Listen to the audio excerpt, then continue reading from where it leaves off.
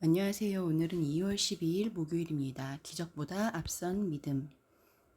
요한복음 4장 43절부터 54절까지 말씀입니다. 갈릴리로 돌아오심. 이틀이 지남에 예수께서 거기를 떠나 갈릴리로 가시며 친히 증언하시기를 선지자가 고향에서는 높임을 받지 못한다 하시고 갈릴리에 이르심에 갈릴리인들이 그를 영접하니 이는 자기들도 명절에 갔다가 예수께서 명절 중 예루살렘에서 하신 모든 일을 보았음이더라. 신하의 아들을 고치심. 예수께서 다시 갈릴리 가나에 이르시니 전에 물로 포도주를 만드신 곳이라. 왕이 신하가 있어 그의 아들이 가브나움에서 병들었더니 그가 예수께서 유대로부터 갈릴리로 오셨다는 것을 듣고 가서 청하되 내려오셔서 내 아들의 병을 고쳐주소서 하니 그가 거의 죽게 되었음이라.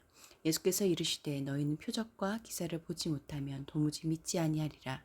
신하가 이르되 주여 내 아이가 죽기 전에 내려오소서. 예수께서 이르시되 가라 내 아들이 살아있다 하시니 그 사람이 예수께서 하신 말씀을 믿고 가더니 내려가는 길에서 그 종들을 오다가 만나서 아이가 살아있다 하거늘 그 낫기 시작한 때를 물은즉 어제 7시에 열기가 떨어졌나이다 하는지라. 그의 아버지가 예수께서 네 아들이 살아있다 말씀하신 그때인 줄 알고 자기와 그 온 집안이 다 믿으니라. 이것은 예수께서 유대에서 갈릴리로 오신 후에 행하신 두 번째 표적이니라. 예수님은 표적에 매이지 않는 믿음을 일깨우시며 네 아들이 살아있다 하신 그 말씀 속에서 참된 구원의 길을 보여주십니다. 43절부터 45절까지 말씀에서 예수님은 어떤 분입니까? 자신을 오해한 사람들의 환영을 인정하지 않으십니다. 갈릴리로 가시며 선지자는 고향에서 높임을 받지 못한다고 하셨지만 뜻밖에도 갈릴리 사람들은 예수님을 환영했습니다. 예수님의 표적을 보았기 때문입니다. 소외의 땅이자 폭동과 메시아 운동이 잦았던 갈릴리 사람들은 예수님을 오래 기다리던 정치적 해방자로 기대했을 것입니다. 그러나 예수님은 그릇된 기대에 찬 그들의 환영을 기뻐하지 않으셨습니다.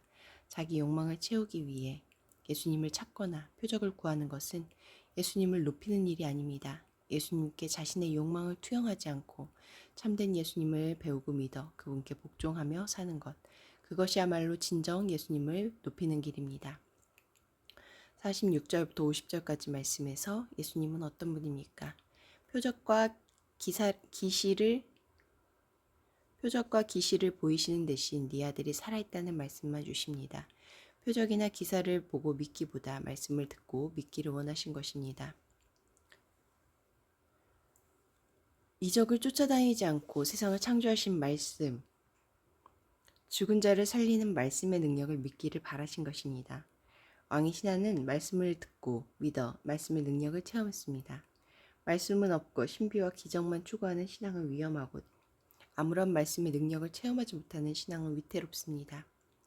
반면 영원한 말씀에 토대를 둔 신앙은 안전하며 흔들리지 않습니다. 주님이 우리에게 주신 최고의 선물은 온갖 체험이 아니라 말씀입니다. 보지 못해도 듣고 믿는 자는 복을 누립니다. 50절부터 53절까지 말씀에서 나에게 주시는 교훈은 무엇입니까? 갈릴리 사람들은 예수님의 표적과 기사를 보고 믿었지만 왕의 신하는 믿음으로 기적을 경험합니다.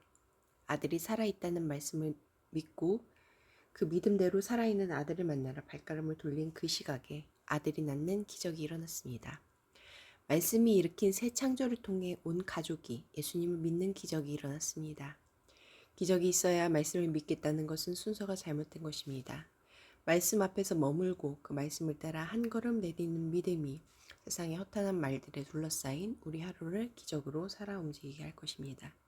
기도하시겠습니다. 공동체를 위해서는 눈에 보이는 증거가 없더라도 오직 주님의 말씀을 믿고 순종하는 믿음을 주소서.